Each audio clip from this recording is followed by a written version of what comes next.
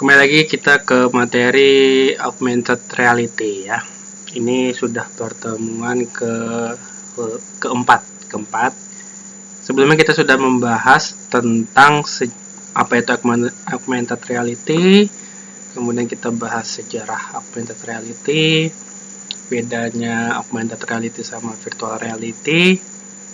Terus ada juga istilah mixed reality, itu nanti kita bakal bahas di pertemuan selanjutnya ya.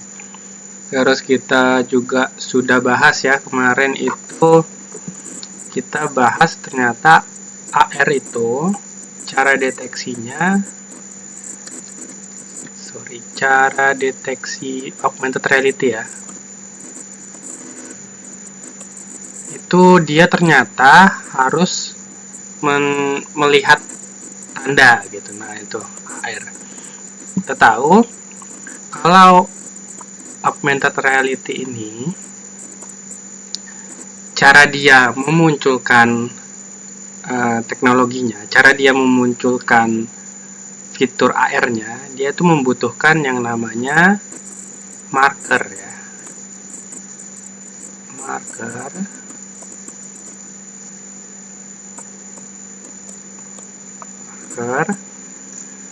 Nah, marker ini itu banyak jenisnya kalau di augmented reality. Dia itu berupa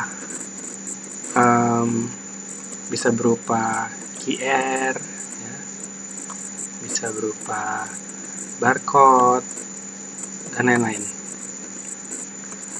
Tuh, ini yang marker ya, tipe AR yang mark base atau membutuhkan suatu marker, membutuhkan suatu tanda supaya fitur AR-nya itu bisa aktif. Nah, ada juga AR yang tidak butuh tanda atau kita nyebutnya itu markless ya. Markless. Nah, kalau ini AR yang tidak butuh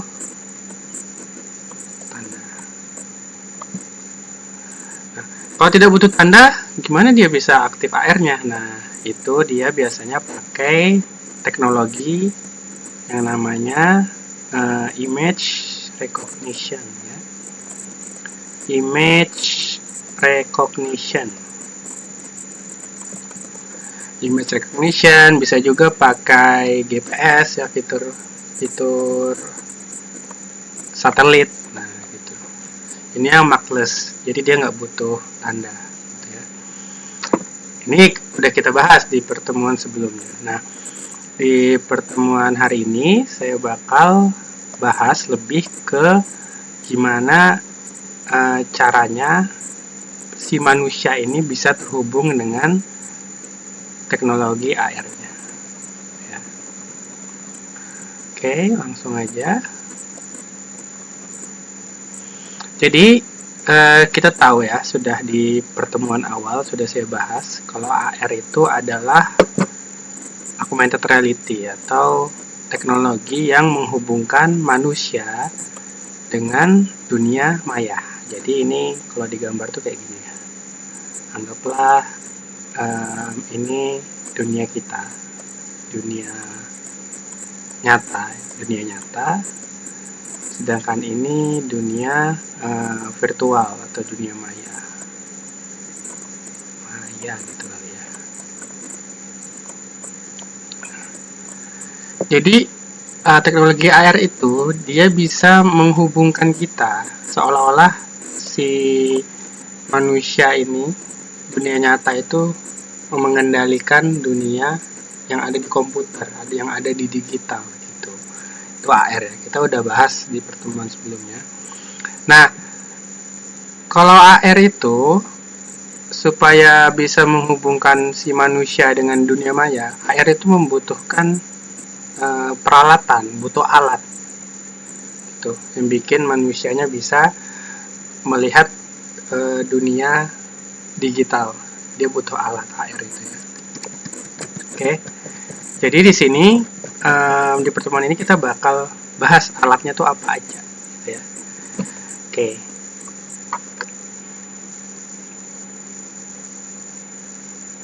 Jadi sudah saya jelaskan tadi, AR tuh butuh yang namanya mark tanda ya.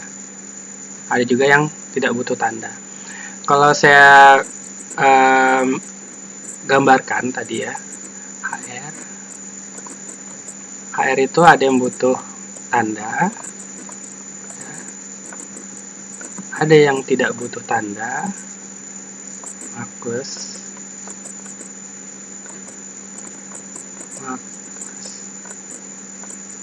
Nah, kalau yang tadi butuh tanda kan butuh QR, butuh barcode dan lain-lain. Nah, kalau markless ini dia hanya butuh GPS biasanya, sama image recognition. Jadi image recognition itu kayak ini dia ngebaca wajah kita ya. Kalau kalian main Instagram, main filter-filter TikTok itu kan kadang wajah kita bisa dibuat menggembung, dibuat tirus, dibuat mancung. Nah, itu AR juga sebenarnya. Tapi dia AR yang tipe markless. Dia nggak butuh tanda. Dia hanya cukup membaca, hanya butuh merekognisi mata kita tuh ada di mana, hidung kita ada di mana. Itu namanya image recognition. Gitu ya. Nah, tentunya dalam membaca si AR ini kan maupun mark atau markless, butuh tanda atau enggak kan tetap butuh melihat. AR-nya butuh melihat ya. Butuh alat untuk melihat si AR-nya ini. Nah, makanya di dalam teknologi AR itu biasa ada sensornya dia. Ada sensor. Ya. Sensornya ini biasanya ada dua, yaitu sensor yang namanya mechanical tracking sama optical tracking. Optic tracking ya. Nah, nanti istilah dunia IT-nya ya, istilah engineering-nya. Di mechanical tracking-nya ini nanti ada yang namanya mesin atau chip gitu ya. Namanya itu IMU. Nah, ini ya. Atau inertial IMU. Kemudian IMU ini nanti di dalamnya ada lagi yang namanya akselerator dan juga ada gyroscope ya. Gyroscope. Nah, gini. Kalau optical tracking itu dia yang dipakai itu marker ya. Marker, terus bisa juga markless. Inilah pokoknya. Kalau optical itu marker dan markless. Nah, kalau markless itu yang dideteksi apanya? Biasanya sudut ya, atau lekukan atau gelap terangnya. Kalau di dunia AR itu namanya edge ya, edge detection. Nah, gitu ya. Edge detection atau pendeteksi sudut.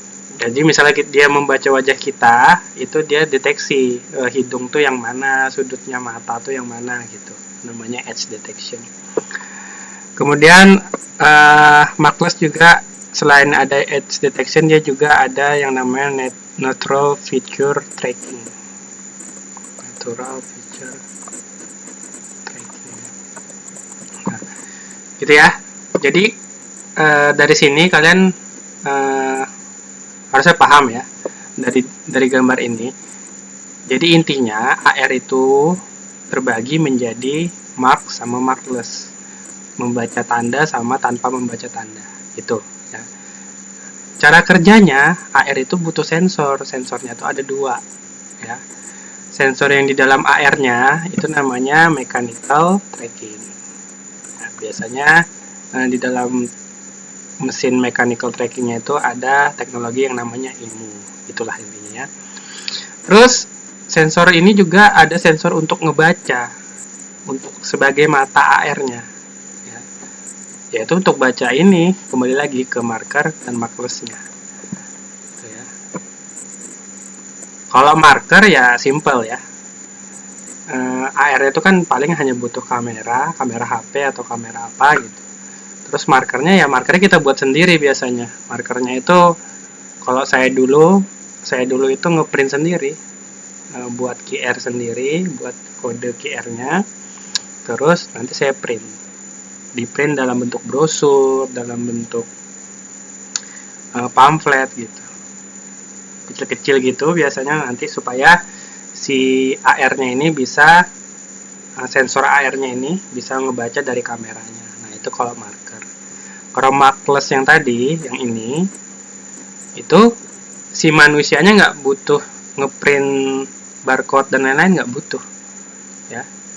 Tapi ketika kita membuat AR-nya, nah di situ kita sisipin teknologi ini, edge detection ini, atau natural feature tracking, gitu ya, supaya dia fitur markless-nya aktif.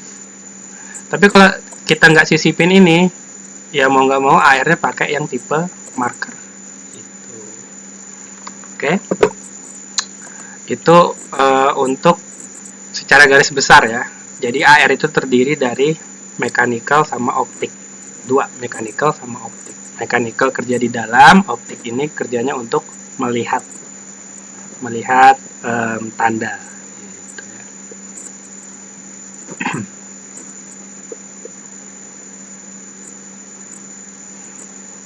Hapus. Ini untuk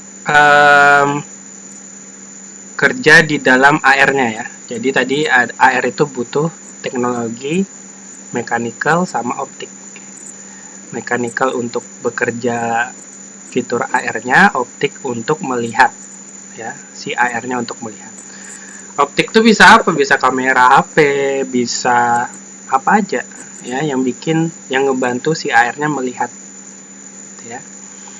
Terus AR juga itu kan tadi si optik sama mechanical itu kan di dalam AR-nya ya. Ini di dalam AR-nya. Nah, ini teknologi yang dibutuhkan AR-nya, optik sama mechanical-nya. Nah, kalau si manusianya kita, si kitanya ini, itu kita butuhnya teknologinya adalah, kita butuh alatnya itu adalah display. Gitu ya. Paham ya? Jadi AR-nya butuh optik sama mechanical, si manusianya butuh display.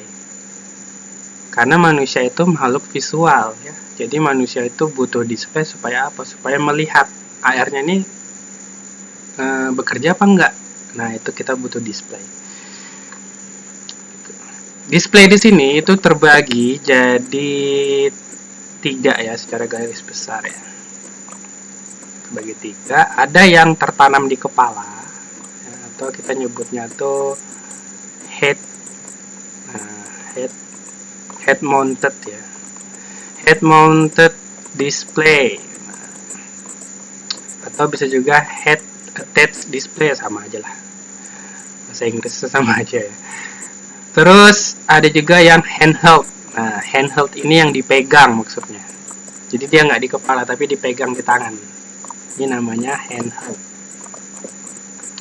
Ada juga yang namanya special. Special display.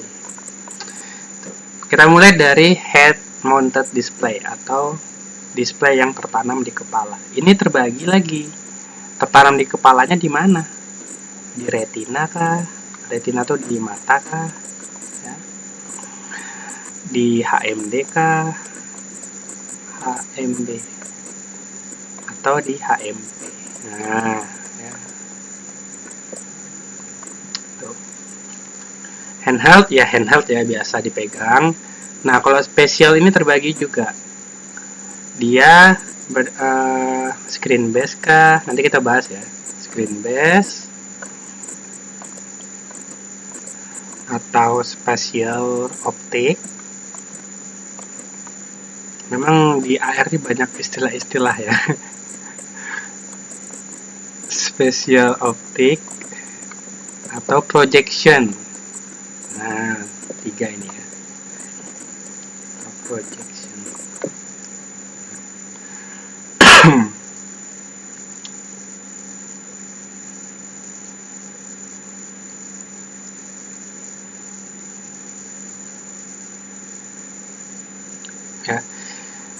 Jadi head mounted display itu maksudnya tadi displaynya tertanam di kepala. Contohnya kayak kacamata kah mungkin atau apa gitu. Kalau handheld itu dipegang, sedangkan spesial itu nggak kita pegang, nggak, pokoknya nggak di kita, di depan kita, dia berdiri sendiri. Nah itu namanya spesial. Oke, head itu di kepala, handheld itu dipegang, spesial itu dia berdiri sendiri.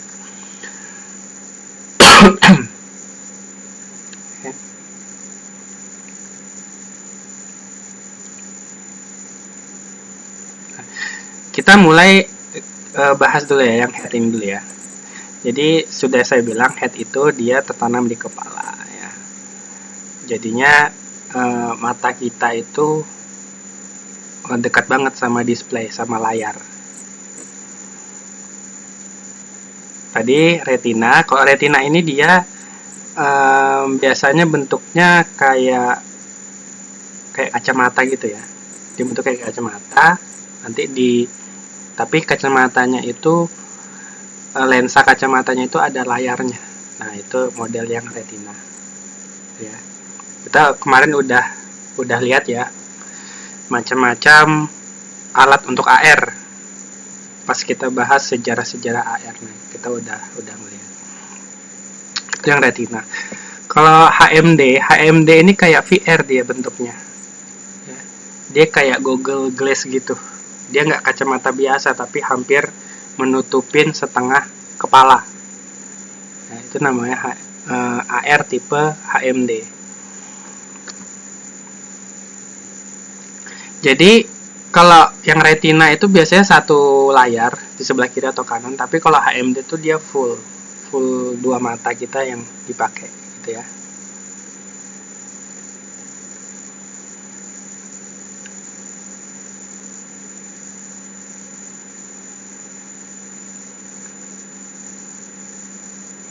Nah, kalau HMD ya, HMD itu dia nanti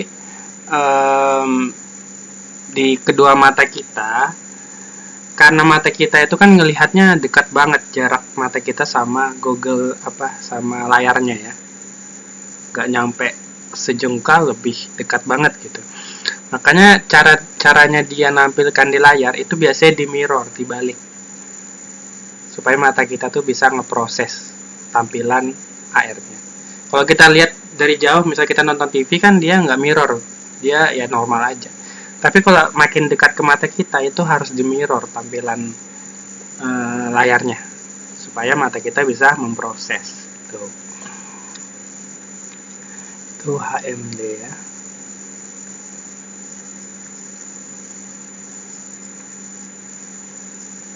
Contoh-contoh AR HMD kalian bisa mungkin searching ya, itu ada yang namanya HoloLens, ada Meta 2, tapi ini biasa udah teknologi lama, nggak dipakai lagi ya. Karena sekarang itu lebih banyak yang dipakai teknologi VR, karena VR lebih canggih lagi dari AR.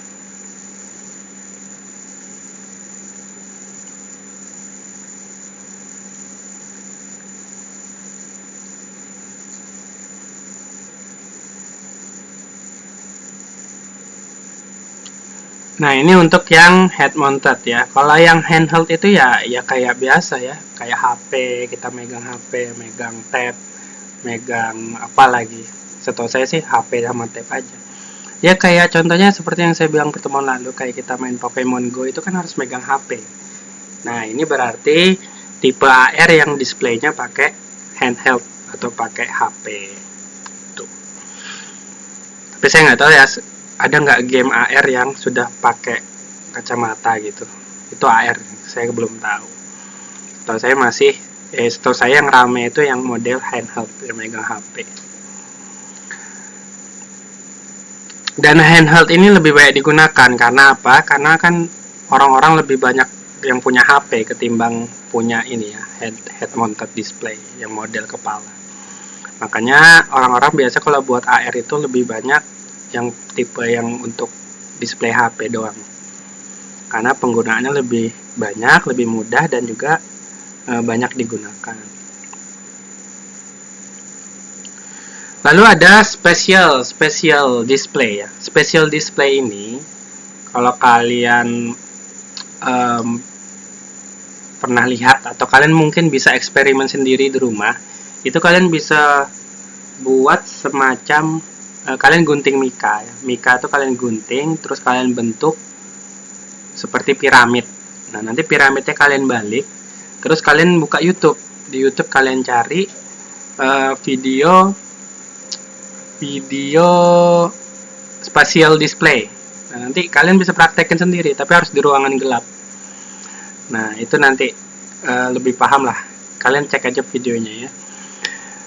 Nanti itu special display, itu kalian bisa juga kalau mau versi besarnya, itu kalian sediakan ruangan besar, kalian matikan lampunya, terus kalian buat di tengah-tengah ruangan itu semacam kaca atau mika lah. Nanti dia model kerjanya itu cahaya itu ditembakkan dari bawah, nanti memantul di kacanya, di kaca tengah-tengah ruangan itu, sehingga nanti seolah-olah muncul hologram gitu ya. Nah, itu namanya spatial display. Tuh.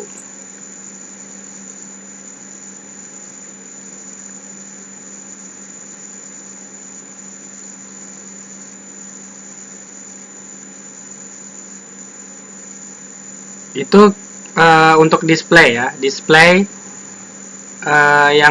yang dipakai untuk manusia supaya bisa merasakan experience penggunaan teknologi AR. Ya. Jadi kita sudah di sini membahas hardware-nya, perangkat kerasnya. Dari segi AR-nya itu membutuhkan optik dan mechanical. Dari segi manusia butuh display. Itu untuk perangkat keras. Lalu di sini saya bakal bahas software-nya, perangkat lunaknya, untuk membuat AR-nya, gitu ya. Jadi perangkat kerasnya itu untuk supaya AR-nya bekerja, supaya AR-nya bisa dirasakan. Nah, kalau software-nya ini supaya AR-nya bisa dibuat. Gimana kita kalau mau buat AR? Nah, itu ada banyak software-nya, tergantung dari AR yang mau kita buat ya. Contohnya kita pengen buat simulasi bangunan gitu. Nah, itu kan kita butuh model bangunannya, kita butuh aplikasi untuk membuat bangunannya, kan kayak gitu ya. Nah, itulah aplikasi-aplikasi yang dibutuhkan.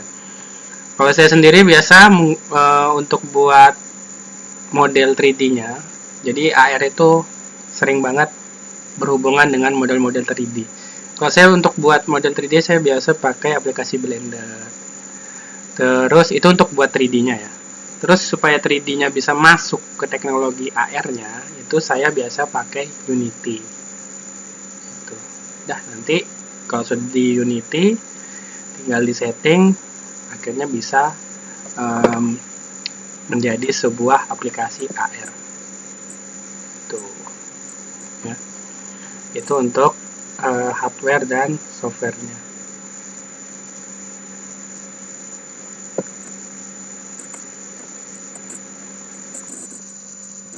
Ya, jadi aplikasi-aplikasi AR yang saya bilang itu di dalam dunia AR itu istilahnya adalah AR Development Kits atau peralatan pengembangan AR ya. AR Development Kits. Jadi di sini kalau digambarkan dalam diagram itu kayak gini nih. AR Development Kits. Nah, AR Development Kits ini itu tentunya bertujuan untuk menciptakan suatu aplikasi AR yang tangible,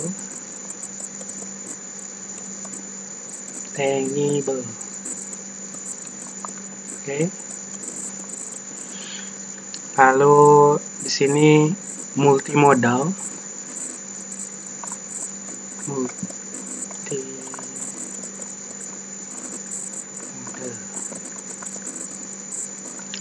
dan kolaboratif. Ya, ini tujuan goalsnya kalau buat aplikasi AR itu harus bisa kayak gini ya.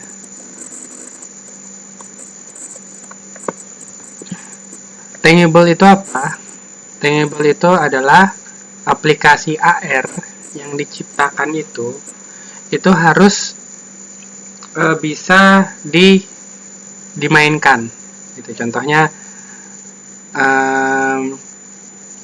misalnya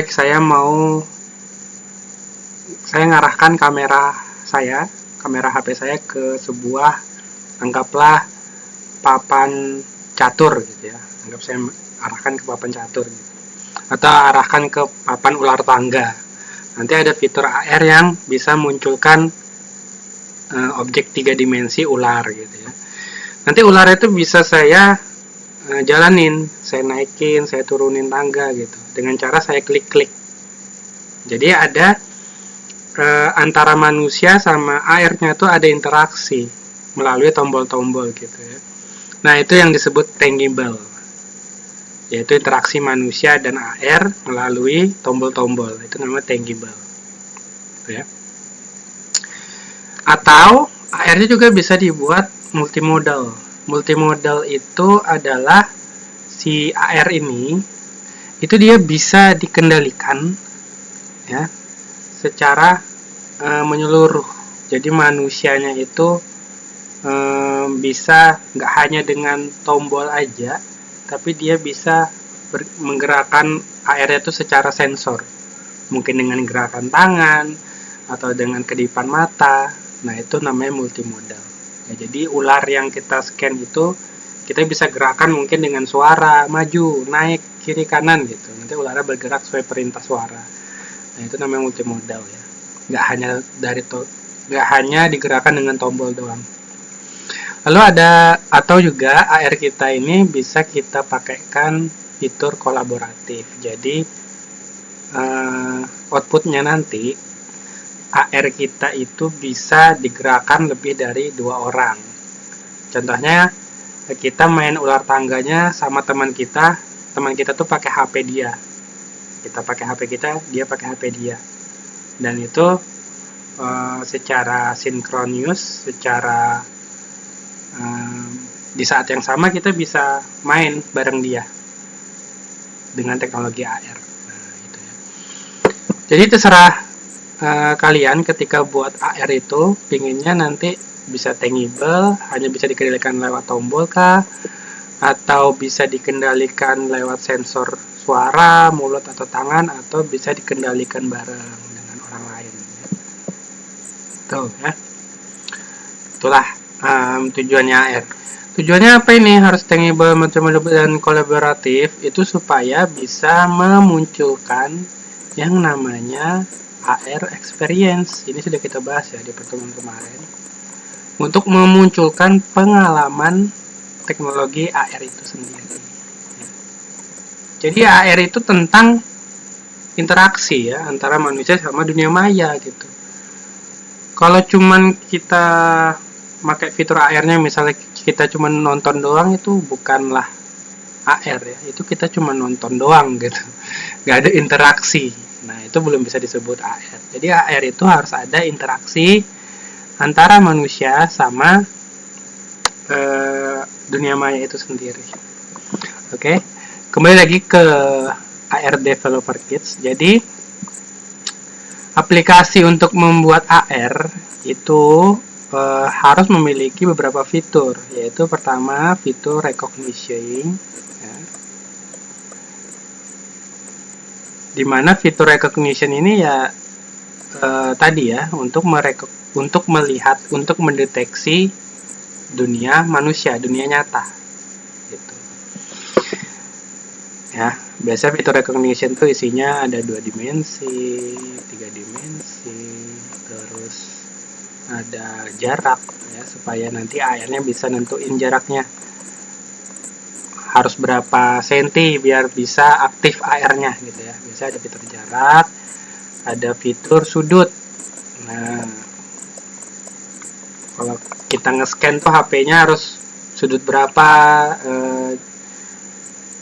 rendah atau tinggi baru bisa aktif AR-nya gitu ya. Terus harus ada fitur trackingnya ya. Jadi sebuah aplikasi AR yang bagus itu harus ada fitur trackingnya. Fitur tracking nanti gunanya apa? Supaya bisa men-tracking motion ya, atau gerakan, supaya bisa tracking lokasi, supaya bisa tracking yang lain. Recognition, tracking, terus harus ada fitur rendering.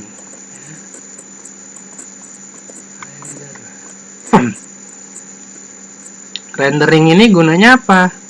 Gunanya untuk menampilkan ke manusianya kalau 3D modelnya itu ada gitu, fitur AR-nya ada, ya, supaya bisa nampil di monitor kita. Nah ini harus ada rendernya. Rendernya mau gimana? Real time kah? Atau gimana? Gitu. Jadi ketika kita memilih aplikasi untuk buat AR itu pastikan punya 3 fitur ini: recognition, tracking, sama rendering. Kalau mau singkatnya sih kalian tinggal lihat aja ya di YouTube gitu. Kebanyakan orang buat AR pakai apa, dah ikutin itu aja ya. Singkat, simple.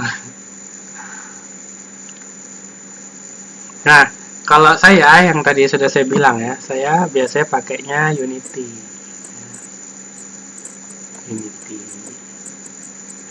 Unity ini saya barengin dengan add-ons ya, yang namanya itu Vuforia.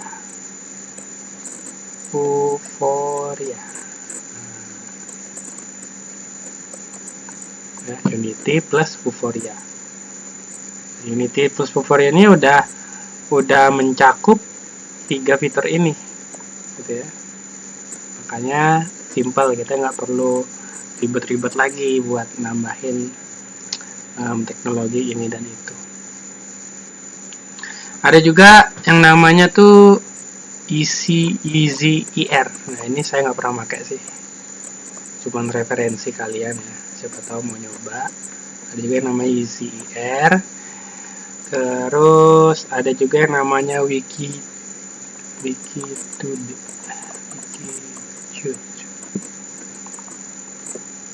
Ini saya nggak pernah pakai juga ya. Saya awalnya langsung pakai Unity, jadi nggak coba-coba yang lain gitu. Ada juga Kudan ya, Kudan, dan masih banyak lagi sih. Instagram juga punya aplikasi AR sendiri ya. Kalau nggak salah itu namanya apa ya, IG developer gitu kalau nggak salah. Biasa Instagram ini kenapa punya aplikasi AR sendiri? Ini untuk ngembangin filter-filter di IG-nya ya. Filter-filter kalau kita main story Instagram itu kan ada filter wajah. Nah itu kan AR juga. Dan masih banyak lagi ya, banyak banget. Tinggal kalian pakai aja yang mana yang umum, yang sering dipakai oleh orang-orang.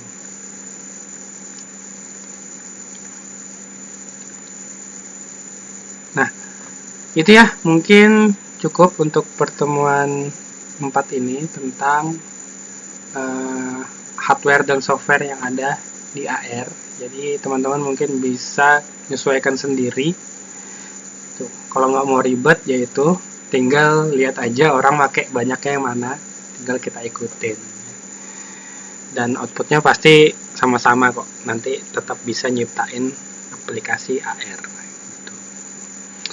Oke, kurang lebihnya saya mohon maaf. Wabillahi taufiq wal hidayah. Assalamualaikum warahmatullahi wabarakatuh.